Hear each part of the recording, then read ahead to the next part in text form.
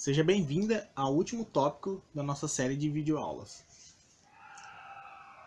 Bom, anteriormente tínhamos falado das forças de coesão. O que seriam as forças de coesão? As forças de coesão seriam as forças entre moléculas de mesmo material. Hoje falaremos sobre as forças de adesão, que são forças entre moléculas de materiais diferentes. Então o que acontece? Quando a gente coloca um sólido em contato com outro sólido, dificilmente eles vão se aderir. Por quê? Porque as forças de coesão, lá aquelas forças das ligações atômicas, iônicas, covalentes, essas ligações, são mais fortes do que as ligações das forças de coesão. Então eles não se aderem. Porém, quando eu coloco um líquido com um sólido, a gente consegue perceber que o líquido vai se aderir ao sólido. Por exemplo, a água no vidro, a gente observa isso. Por exemplo, se você está no carro, você consegue observar a água, as gotas de água que ficam presas no vidro. Por quê? Porque aquelas gotas se aderiram ao sólido. E aí mesmo as forças externas atuando, elas não saem do contato do sólido, porque a força de adesão entre o sólido e o líquido é mais forte. Bom, dando continuidade, a gente tem a tensão superficial, que seria o quê? Uma tensãozinha, como se fosse uma membrana no líquido. Então na água a gente consegue perceber bem, até em rios, quando a gente vê os insetos andando sobre a água. Por quê? Por conta dessa membrana. Então essa membrana impede com que materiais mais densos afundem. Se você encher um copo de água até para cima da borda, bem na bordinha mesmo, um pouquinho para cima, você vai perceber que forma uma camadinha, como se fosse uma membraninha ali em cima. E essa membrana é chamada de tensão superficial. E por que acontece essa tensão superficial? Primeiro a gente tem que entender o seguinte: no líquido, a molécula no líquido, em todos os lados ela vai ter forças iguais. Então ela vai ter forças em todas as direções. Essas forças, a somatória dela, como a gente tem uma força, cada força em uma direção diferente, uma anula a outra. Então a gente tem uma força para cá e uma força para cá, uma anula a outra. Uma para cima e para baixo, uma anula a outra. E assim vai. Então no fim, se a gente somar todas as forças, elas vão se anular. Porém, quando a gente está na superfície, a gente vê que as forças produzidas pelas moléculas do gás em contato com essa superfície do líquido é desprezável quando comparado à força exercida pelas outras moléculas da vizinhança. Então, o que acontece? Na superfície, a gente não tem todas as forças equiparadas. Por quê? Porque a gente vai ter aqui a superfície. Aqui embaixo tem a força de coesão das outras moléculas, puxando as moléculas da superfície para baixo. Aqui em cima, essas forças são desprezíveis. O gás em contato com a água. Então daqui para cima o gás ele não consegue ter a mesma intensidade de força do que as moléculas de água. Por quê? Porque a força de coesão é mais forte do que a de adesão. Então a adesão do gás, no caso, ela é mais fraca do que a da água puxando aqui. Então as moléculas que estão na superfície, como se fosse a palma da minha mão aqui, ó, as moléculas que estão aqui, elas vão tender a puxar para baixo. Então, na hora da gente fazer a somatória de força, a gente vai ter mais força no sentido das moléculas de água, como exemplo, né? Se fosse a água, do líquido, melhor dizendo, do que do gás em cima. E aí acontece essa tensão superficial. Forma essa membraninha. Por quê? Porque a gente está puxando as moléculas para baixo. Então, essa camada da superfície vai comprimir o líquido, porque eles estão sendo puxados para baixo e não tem uma força que anula eles para cima. Então, o líquido mantém a posição de equilíbrio diminuindo o número de moléculas à superfície, ou seja, diminuindo a área da superfície. Como diminui a área da superfície, a gente tem essa superfície livre. E aí as gotas vão assumir essa forma esférica. Elas vão ficar uma forma arredondada. Por quê? Porque estão todas puxando ali na direção do líquido. E aí surge essa membrana. E a gente consegue calcular a energia necessária para aumentar a superfície livre. Então o que acontece? A gente tem o ΔE, que seria a energia, é igual a essa constantezinha que a gente vai entender o que essa constante é. Lá para frente a gente vai ver o que significa. E o ΔS seria a seção de área. A seção de área de contato. Então, as dimensões da constante é energia por unidade de área. Ou seja, Joule dividido por metro quadrado. Energia por unidade de área. Então, se E é energia, ΔS é metro quadrado. A constante Joule por metro quadrado. Essa constante é designada de tensão superficial. Às vezes, a gente pode usar ela como Newton por metro. Nada impede. Por quê? Porque, no fim, as unidades de medida se mantêm a mesma. Tá? Então, Joule por metro quadrado ou Newton por metro é a mesma coisa. A gente consegue colocar isso porque a gente consegue utilizar a força tangencial. Então, quando a gente tem um objeto na superfície dela vai surgir forças tangenciais, ou seja, na direção da superfície. Então, seria como colocar uma força, coloca um objeto, e esse objeto ele vai fazer um peso na superfície, e essa superfície vai ter uma força tangencial. Essa força tangencial é em relação à tensão superficial. A tensão é intrínseca. O coeficiente, na verdade, esse coeficiente, que é a tensão superficial, é intrínseco do líquido. Então, o líquido ele vai ter uma certa tensão superficial, ou seja, o tanto que ele aguenta de massa ali para que não rompa a sua membrana. Aqui a gente vê uma tabelinha com a tensão superficial de alguns líquidos. E essa tensão vai mudar de acordo com a temperatura. Então, conforme aumenta a temperatura, a gente tende a diminuir a tensão superficial. Por quê? Em mecânica de fluidos, quando a gente aumenta a temperatura do líquido, ele tende a diminuir a viscosidade. Então, a mesma ideia para a tensão superficial. Se eu aumento a temperatura, eu diminuo a tensão superficial. Bom, continuando. Então, se a gente considera mais ou menos ali a linha imaginária de comprimento, então a gente pensa mais ou menos no comprimento do objeto que está ali em cima. Devido à tensão superficial, vai surgir duas forças.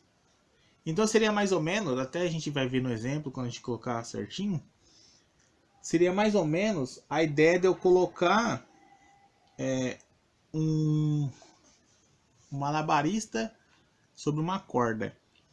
Vai surgir forças na corda, de acordo com o peso do malabarista. É a mesma ideia. Quando eu coloco a agulha ou qualquer coisa, ele vai fazer uma força, e essa força vai ser a força de tangente à minha superfície. E essa força é dada pelo comprimento do meu objeto e a tensão superficial do líquido. Ali que a gente vê que dá Newton por metro e o L vai ser em metros. Bom, no exemplo a gente vai depois detalhar bonitinho, que você falar aqui vai ficar muito tempo, mas a gente vai ver passo a passo no exemplo, quando a gente fizer o exercício, tá? Bom, aí a gente chega na equação de Laplace-Young. Então, se a gente considerar a gota perfeitamente esférica de qualquer líquido, a resultante de força exercida pela molécula é perpendicular à superfície. Então, a gente vai ter o quê? Vai ter as forças perpendiculares à superfície, a gente fazendo um ângulo de 90 graus à superfície. Então, ele está empurrando para fora. A pressão interna empurra o meu líquido para fora. Empurra o líquido para fora. Então essa pressão tem que ser igual à pressão externa. A pressão interna vai ser igual se eu pegar, por exemplo, a bexiga. A bexiga aqui, ó, a pressão interna é igual à externa. Então ela está vazia. Porém, quando eu encher a bexiga,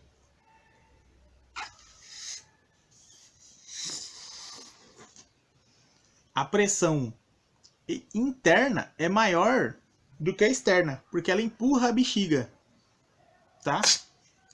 Ela empurra a superfície da bexiga. Então a pressão interna tem que ser maior do que a externa, porque se ela for menor, a bexiga se colapsa.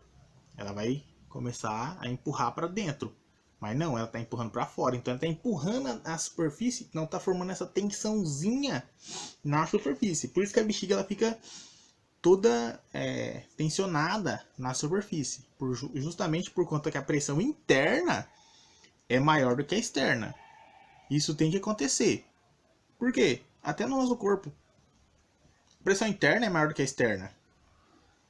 É por isso que quando corta alguma coisa, e dependendo de onde for, ela é jorrada. Por quê? O sangue é jorrado. Porque a pressão interna é maior. Se a pressão do corpo interno é maior, o nosso corpo não se colapsa pela pressão da atmosfera, tá? Então, no líquido, na esfera do líquido, a gente tem como equacionar isso. Por quê? A gente tem uma esfera de líquido, como se fosse uma bolha, uma bola. Então, nessa esfera, a gente tem a pressão interna menos a pressão externa. Então, a gente tem a variação da pressão. Essa variação da pressão vai ser igual ao quê? 2 vezes a tensão sobre o raio da esfera. A gente vai entender o porquê sai esse 2 lá na frente, que a gente vê um modo geral da equação de Laplace-Young. Então a gente tem 2 vezes a pressão da tensão dividido pelo raio da esfera. Se a gente tem 2 superfícies, por exemplo, ali dá o exemplo da bolha de água e sabão, a gente tem 2 tensões. Seria como se fossem 2 esferas concêntricas. Então as 2 esferas meio que com o mesmo raio. Nesse caso, aumenta em 2 o fator. Porque seria eu estivesse multiplicando por outra esfera, que é 2. Eu estivesse somando, na verdade, outra esfera. Com 2 multiplicando a tensão superficial sobre R. Como eu multiplico por 2, fica 4 tensão superficial por R. Se for no cilindro, a gente tem o quê? A tensão superficial dividido por R. Então essas equaçõezinhas úteis para quando a gente precisar saber a diferença de pressão, pressão interna, externa, o raio. Mas tem a forma geral da equação de Laplace-Young, que seria a tensão superficial, 1 dividido pelo raio da esfera R1, ou da curvatura R1, perdão, da curvatura, e da curvatura R2. Então, se eu tiver diferentes curvaturas, eu consigo fazer para qualquer tipo de curvatura que surgiu, seja esférica, seja um cilindro mais como se fosse uma cela. Então, qualquer curvatura que surja, eu pego os 2 raios, o R1 e R2, das diferentes curvas. Por exemplo, na curva A eu tenho 2 raios diferentes, na curva B eu tenho um raio externo, que seria do tubo. Se você pega um tubo e você torce ele, você tem um raio aqui, forma da curvatura de fora, e a curvatura de dentro do tubo. E aí você consegue usar isso na equação de Laplace-Young. E isso funciona, se a gente observar, para voltar para as equações do cilindro, da esfera. Por quê? No cilindro, a gente vai ter uma curvatura, basicamente. Por quê? A gente tem o cilindro todo reto. Então, uma curvatura é R1, ou R, e outra curvatura é infinita. Por quê? Se a gente pega um cilindro, a parte de fora dele não tem curva nenhuma. Então, ele não tem raio. Então, o raio dele é infinito. Como raio é infinito, a gente tem que 1 sobre infinito é 0. E aí a gente tem a tensão superficial sobre o raio do cilindro. Quando a gente tem uma esfera, os raios de curvatura são iguais em todas as direções. Então, se eu pego a esfera, o raio para cá, para cá, para cá, para todos os lados são iguais. Então, eu vou ter o quê? 2 raios iguais. Então, eu vou ter os raios para cá iguais e para cá iguais. Então, R com R embaixo, fica 2, tensão superficial R. Se eu coloco a esfera de água e sabão, eu tenho 1R e 1R. Se eu fizer outra variação de pressão, mais 1R sobre 1R. Então, eu vou ter 2 vezes tensão superficial sobre R, mais 2 vezes tensão superficial sobre R, dá 4 tensão superficial sobre R. Então, uma equaçãozinha bem tranquilinha. Bom exemplo, é tranquilo de trabalhar, por quê? Porque ele deu pra gente, ó, a diferença de pressão, o raio da aorta e deu a pressão. Então, se ele deu a diferença de pressão, então ele deu ΔP. Toda vez que fala diferença de pressão é o delta. Se ele faz a pressão interna, então você não tem a pressão externa, você tem que ter a pressão externa e tal. Aqui ele deu já a diferença de pressão. É de 1,3 kPa. E o raio da aorta é 1,2. Basicamente, é só a gente pegar e dividir um pelo outro. Aí no caso a gente dividiu a tensão por R, só que eu quero encontrar a tensão. Logo, eu jogo o R multiplicando com a minha pressão e encontro a tensão superficial. Tá? Bem tranquilinho. Depois a gente faz passo a passo bonitinho.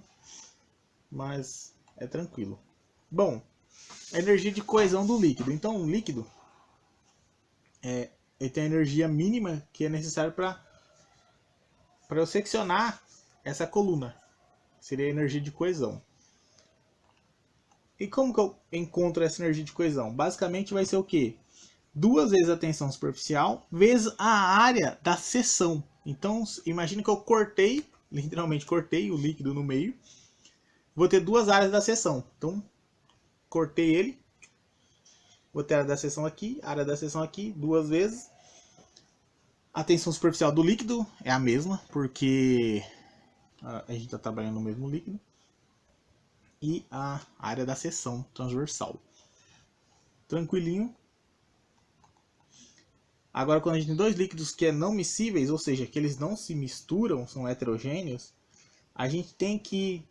A energia vai ser o quê? A tensão de A e B, ou seja, dos 2 líquidos, então 2 líquidos diferentes, a tensão de um em contato com o outro, vezes a área da seção.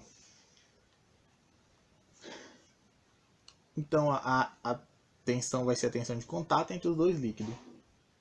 A energia de adesão é a energia necessária para fornecer, para separar irreversivelmente o líquido a uma temperatura constante. Então, se a gente tem 2 líquidos, para a gente separar, a gente vai ter o quê? A energia de adesão vai ser a tensão do líquido A, a tensão do líquido B e a tensão da junção dos 2 líquidos. Então, no AB, toda vez que tiver o AB, é a tensão dos 2 líquidos ali. Então, a tensão do A, a tensão do B, do A do B, e a tensão do AB, dos 2 juntos. Multiplicado pela seção transversal. Também é tranquilo. Aqui, basicamente, só basta eu conhecer a tensão de um, a tensão do outro e a tensão dos 2 juntos. Bom, aqui a gente tem a relação entre eles. Então, se a gente observar na figura, a tensão de AB é o contato dos 2 líquidos. A tensão de A é a tensão só do líquido sozinho, e aqui no caso do B é da gota de outro líquido. Eles não se misturam, tá? Eles não são não miscíveis. Então, quando a tensão do A for muito maior do que a somatória da tensão dos 2 juntos, o líquido vai se espalhar. Então, você coloca a gota, se a gota ficar firme, quer dizer que a tensão de A é menor do que a tensão da soma dos dois. Se o líquido se espalhar, quer dizer que a tensão do A, a tensão superficial do líquido A é maior. Bom, a interface entre dois líquidos, entre líquido e sólido, perdão. A interface entre os dois vai ser o quê? A tensão do sólido é a tensão da superfície do sólido e do líquido, a tensão dos dois, mais a tensão do líquido multiplicado pelo cosseno do ângulo. O cosseno do ângulo que o líquido faz com o sólido. Então a gente consegue ter uma relação em que a gente não precisa nem da tensão do sólido. A gente precisa simplesmente, na energia de adesão, do ângulo que ele faz, mais a tensão do líquido. Então o ângulo vai mudar de acordo com... Então, a energia vai mudar de acordo com o cosseno do ângulo. Então a gente tem o ângulo zero, a energia é máxima, porque cosseno de zero é 1. Então a energia vai ser só a energia da adesão. Se a gente tem o cosseno, a gente tem o cosseno de 180, a energia é mínima.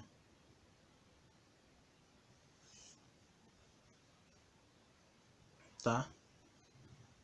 Bom, até aí tranquilo. Basicamente ali eu só preciso conhecer o ângulo para encontrar a energia de adesão.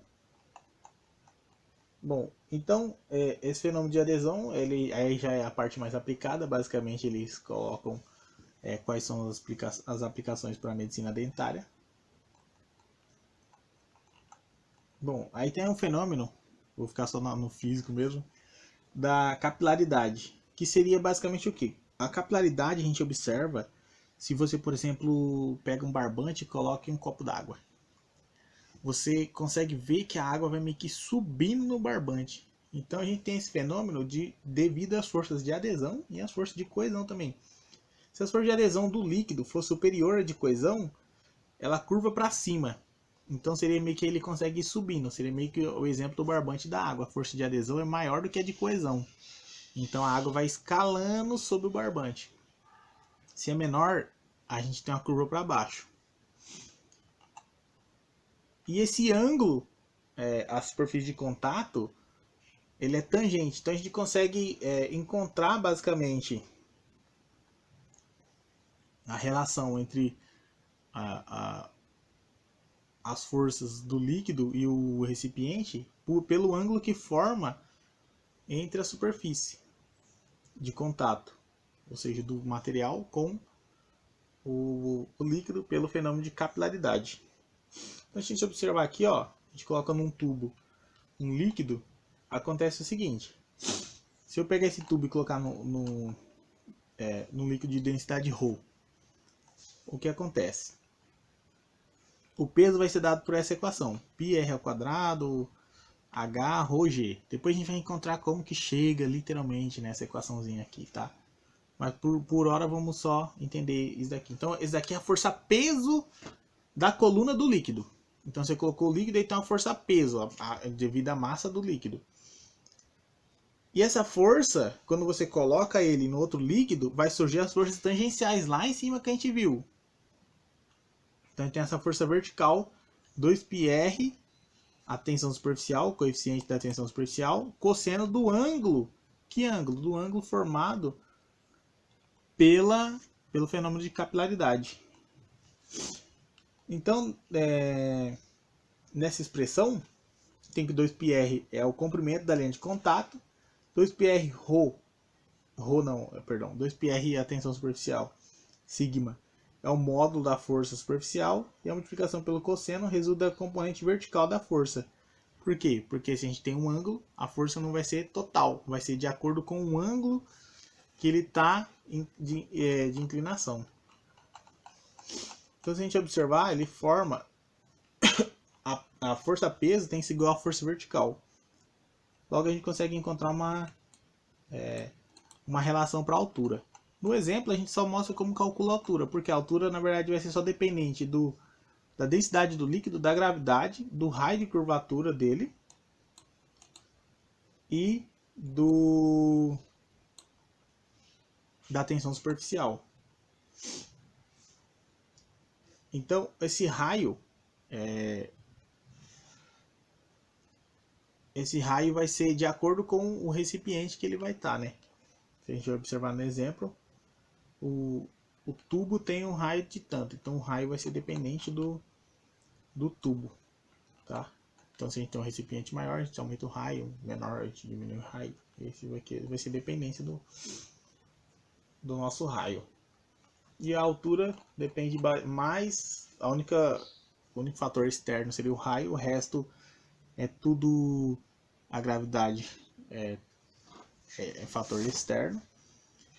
A tensão superficial vai depender do líquido e o ρ vai depender da densidade do líquido. Então vai depender duas coisas do líquido, outro fator externo que é a gravidade depende da superfície do planeta e o raio do recipiente. A única coisa que a gente pode mudar, obviamente, se trocar o líquido a gente muda alguma coisa e se trocar a dimensão do tubo.